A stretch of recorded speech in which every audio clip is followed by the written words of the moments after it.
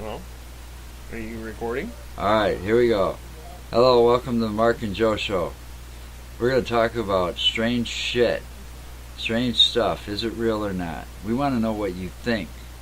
So leave some comments. Let us know what you think. Tell us what your opinions are about what we talk about. What you want us to talk about. What you want to hear more of. But anyway, today's topic, well, like always, it can go many directions.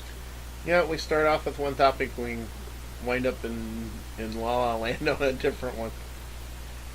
But right now, we kind of start out with this. I was looking up an article I found on YouTube. Let's see. NASA's $1 billion Jupiter probe has taken mind-bending new photos of the gas giant.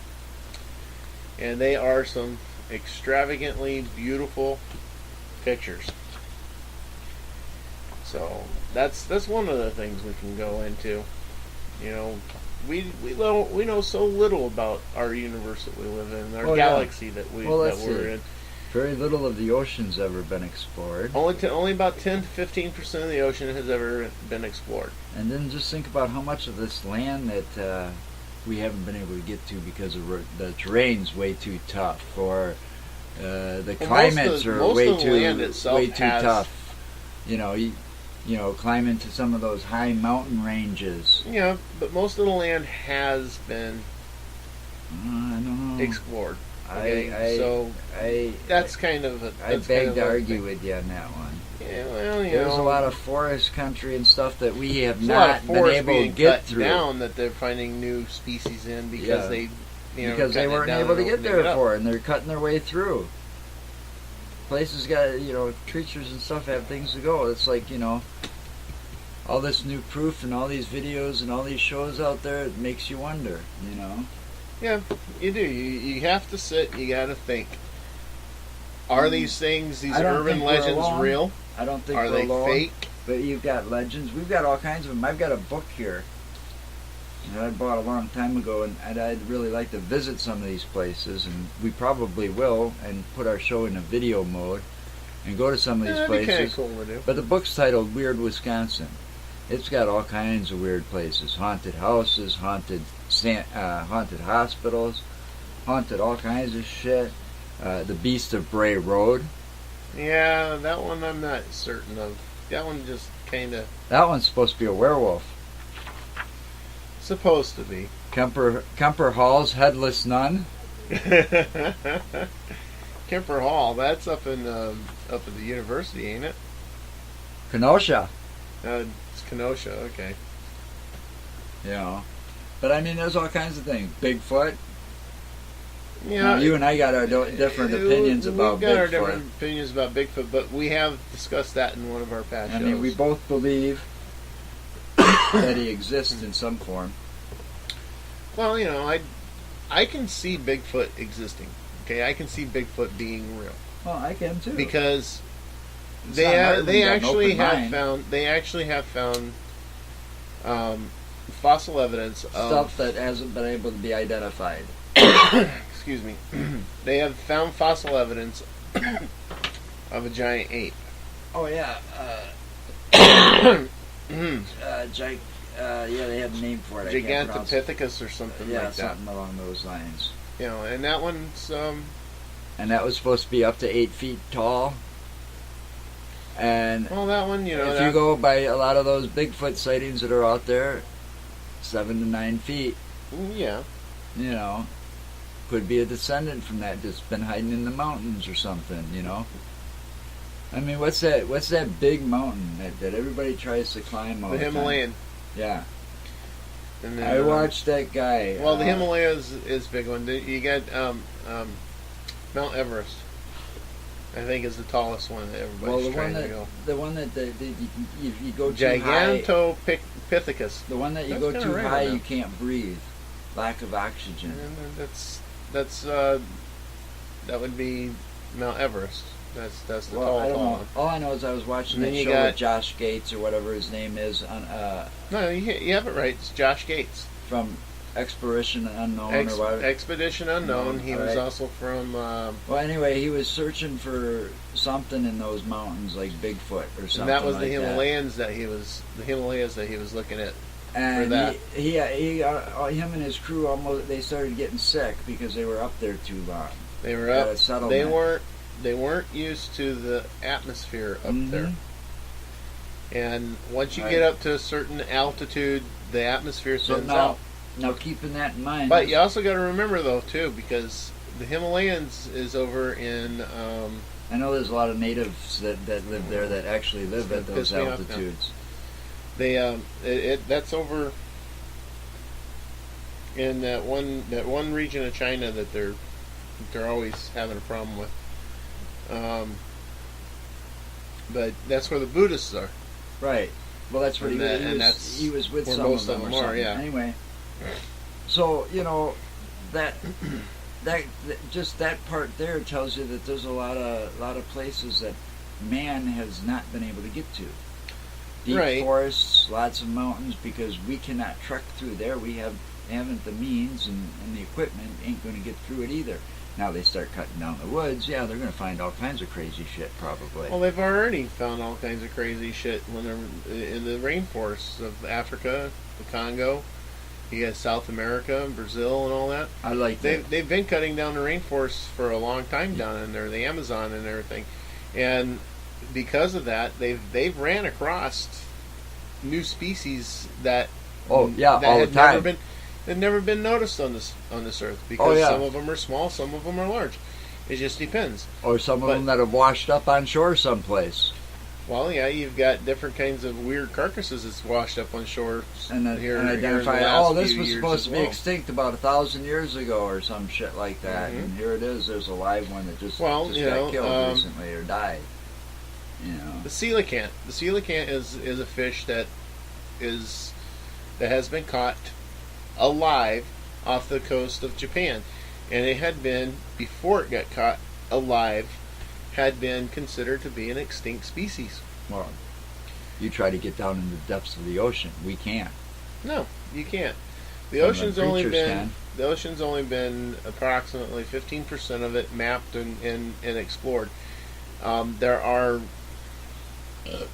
Now that you got me off on the ocean, I'll talk about this one.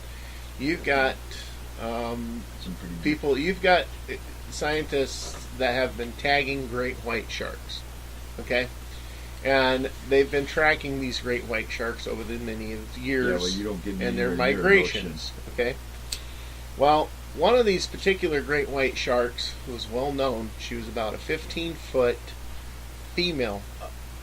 Now, here's the They got a thing: name for great it too. whites have never been recorded in power dives. They've never been recorded as doing a power dive. They had a name for that one too, and I forget. I remember what you're talking It's about. like I've seen submarine it. or something like that. I was just that's Anyway. what was on my mind too.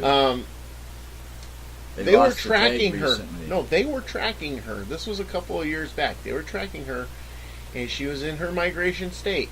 and she went And then record all of a sudden, she did a power dive. Basically, the tag. It was a power dive, and That's dropped right. about 5,000 feet in less than 10 minutes, type of thing. And then the tag went dead, but the readouts they were getting off this tag weren't making any sense because of the fact that the tag was showing a different temperature than what the shark was actually supposed to be putting out. So they're not even sure what happened to her. Not at all. And that is where it works into the theory that you have of the megalodon. Is the megalodon still alive? Oh, it's a scary thought. And there is some video, don't know if it's edited or not, but there is some video of divers in the cages in the Great Whites areas over in Australia, where they film what they originally thought was a great white coming in. They thought it was that great white, I think, But- at first. But here's the funny part, okay? The megalodon has little protrusions on its dorsal fins on the fins that come out the side, there's smaller protrusions off. You have the tips, and then there's like these little protrusions that make extra tips in there. Well, in this video, this particular shark is about the size of one of the 13-footers, pretty much. Only on its fins it has these protrusions, So and it's a different color. It's not the bluish gray. It's more of a gray black. So then you're talking possible baby. And that's megalodon. what was said. I don't know if this particular video was doctored, if they, just mocked it up or what. But this was supposed to be And now here's another theory. portrayed as a true video. And now here's another theory I just thought of while you're sitting there thinking, while you're talking about this, and I'm thinking about this whole thing. You think about the megalodon. It's supposedly the great white is its descendant, right? Supposedly, yeah, the great Okay. white is supposed to be a descendant of the megalodon. Let's run with that theory. Okay. Let's say somewhere along the line they crossbred. I don't know, possibly, And maybe. and that But relative was the megalodon and the great white in the same?